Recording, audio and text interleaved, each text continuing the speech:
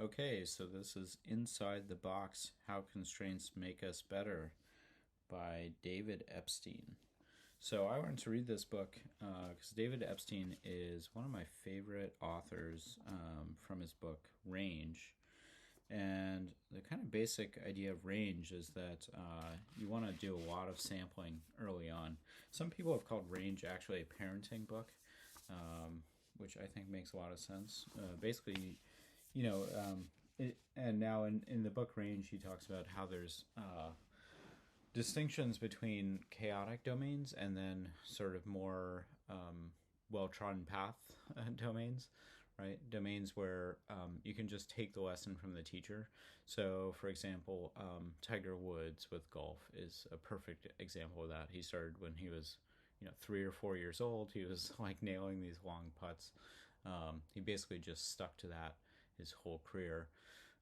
In Range, he contrasts that, and I forget the tennis star who he talks about.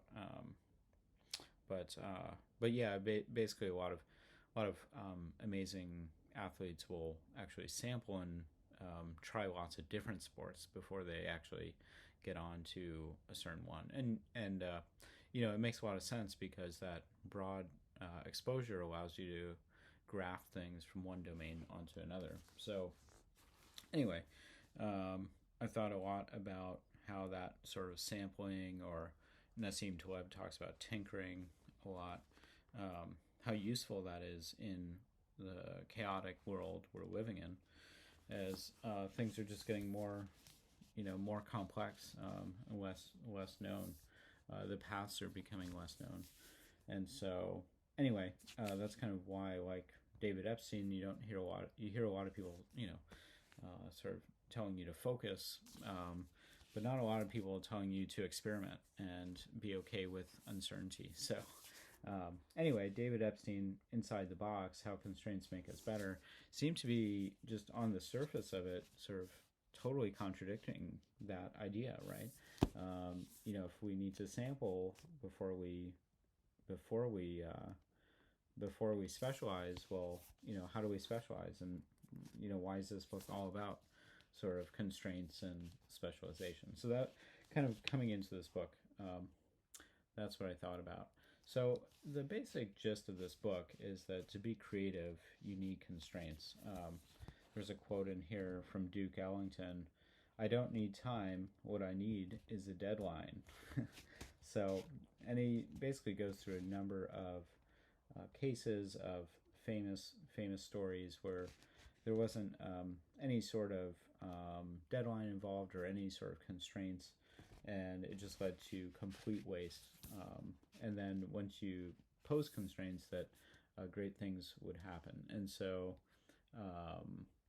in one of the main stories is about this company called General Magic, which was a bunch of ex-Apple people. After the Macintosh and Steve Jobs left, there was a bunch of Apple people who started this company called General Magic. And this was before the cell phone came out, it was before even the Palm Pilot came out, and it was kind of way ahead of its time. But they have this idea that there shouldn't be any real management, and they also raised a ton of money. They actually went public, I think, before. I need to look into this, but really before they had a product that was really ready, and they went out of business like a year after I think less than a year after they went public. And so anyway, they just had this whole philosophy of any engineer should go and build whatever they want, and there's no constraints at all. No constraints in terms of money, no constraints in terms of deadlines, and so on. And so it's very interesting to see that. There was a movie called General Magic that I'm definitely looking forward to. And by the way, in comparison, he also talks about Ed Catmull from Pixar and how they actually intentionally impose constraints. Related to this is a book by Brent Flyberg. I don't know exactly how you say his name, but it's this idea of I think it's called How Big Things Get Done. It's all about these like mega projects, and so in that book, he talks about how the Empire State Building was constructed was basically with a ton of planning. So it's like think slow, act fast, and basically like plan, and then when you need to execute, you execute as quick as possible. And so you know exactly what you're going to do, and then you go do it. Versus in that book, it's compared to this bullet train that California, I think they're going to spend like 150 billion or 130 billion on this. And basically, this train, like only a small segment has been built so far. And basically, every politician who comes in, like right now, Gavin Newsom has come in, and no politician wants to kill the project because it makes them look bad. So it's just sort of like sunk cost fallacy to the extreme. And so even if they break ground, they basically do nothing. And so right now the train connects like Bakersfield and Modesto, or something. It's like two small cities in the middle of like farm country. And so this train that's supposed to connect San Francisco and LA is nowhere close. But so at Pixar they have this rule that none of the directors, when they're coming up with ideas, can only pitch one idea. They actually need to pitch 3 different ideas, because they know that if they pitch one idea, they'll get hyper focused on these little details that may even get scrapped. And so they have this 3 pitch rule. Also talked in this book was a story about the famous chemist Mendeleev, who created the periodic table. What's really interesting about this was it was actually kind of accidental that he created the periodic table. The real reason he created it was that he was essentially tasked with creating like an intro, to chemistry, and no one really laid stuff out like that, and he just wanted a way to explain, the best way to kind of lay out the elements to someone who's new to chemistry. And so it was actually this constraint of if he didn't have to write a textbook for kind of newbies, right? He would have never had this constraint of needing to arrange the elements in this periodic fashion. So we wouldn't have the periodic table basically if we didn't have that. So there's a lot of little stories like that. They talk about design thinking, pre-commitment, devices, this idea of before you start something, to avoid sunk cost, you should define at the outset what you should do, what your quitting criteria are. And then there's also a lot of stuff around the book The Goal, which I think is just like maybe the best business book ever, about tackling bottlenecks, really being where and how to focus, which was one of the main sections here.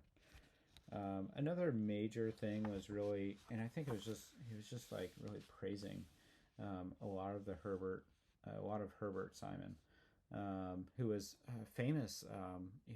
He won the Nobel Prize. He won for economics. He was like basically won the top award for computer science. He was like a early leader in AI. This like in the 40s, I want to say, or 50s. But yeah, he has this idea of satisficing, which is, don't maximize, just choose from good enough, right? So you have these options, you choose from good enough, and then you don't look back. And especially in today's world, that seems super important in terms of, we just have endless choices. And so there's a book called The Paradox of Choice, where actually adding more choices decreases satisfaction. And so anyway, he was, I think, way ahead of his time.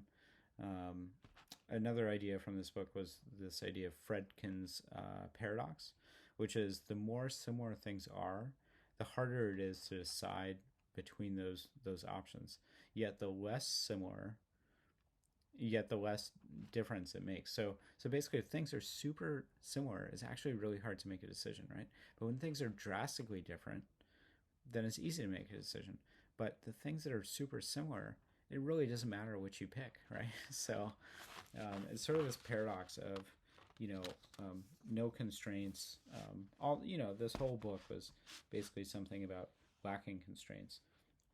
There's Tony Fadell, who was part of General Magic, and then I think he was involved. A bunch of these people went back to Apple when Steve Jobs went back, and I think he was head of Safari, and then he has a book out right now that I haven't read, but and I think he started another company that was pretty successful.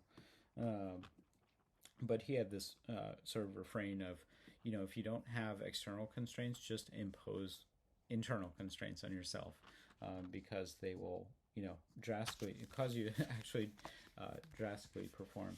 I think the main thing is that the constraints, when they're applied, act like a spotlight and create creativity. There's a saying in startups that more startups, this is from Bill Gurley, who's a famous startup investor, that more startups die of indigestion than starvation, right? And that honestly explains a lot of my own career. I've been with a lot of startups that um, have found it very easy to raise money. And what's really interesting about that is that it doesn't force you to be creative, right? So you can pitch this initial idea, you raise a bunch of money, and everyone just goes along, uh, things as they always have been until you get close to running out of money, right? Or you just spend a year or two on a product and it's going nowhere, right? And then someone freaks out and basically says, "Oh, well, we need to sell the company, we need to acquire or whatever," and that's when all the real creativity begins, And so, yeah, I've been thinking about that. How maybe um, there's also a lot of stories of entrepreneurs who have kind of, they're like, "Oh, well, I've got a year of savings. I'm gonna do stuff," and they basically go nowhere, until there's 2 months left in the bank, and then all of a sudden they freak out and they get massively creative. So I'm even seeing that in my own life. I think Elon Musk is doing a lot of this. He does this where, when he took over Twitter, he said, "Oh, well, we can shut down these servers. How long do you think it'll take?" Right? And the engineer said, "Oh, well, we think it'll take 4 months." And Elon Musk just says, "Oh, okay, well, let's do it by, next Friday." Right? And they're all like, "No, no, no, we said 4 months," right? And so this sort of, same thing that Steve Jobs would do with the reality distortion field. It's like they figured out that imposing these, impossible constraints, impossible deadlines, just causes people to work way faster and be much more creative, right? And maybe it doesn't happen next Friday. Maybe it takes 3 weeks or 4 weeks, right? But that's a lot better than it taking 4 months, right? So, um, yeah. So I think this whole idea of just making up constraints is super, super useful. In all areas. I think pre-commitment devices super useful. The goal is super useful. The main thing though I didn't get was there are a lot of really cool stories, a lot of interesting stories in this book, but I didn't really get when do you go from that experimentation range mode to this super constrained constraints mode. He didn't really tackle it, and I was really kind of surprised. So lots of cool stories in this book.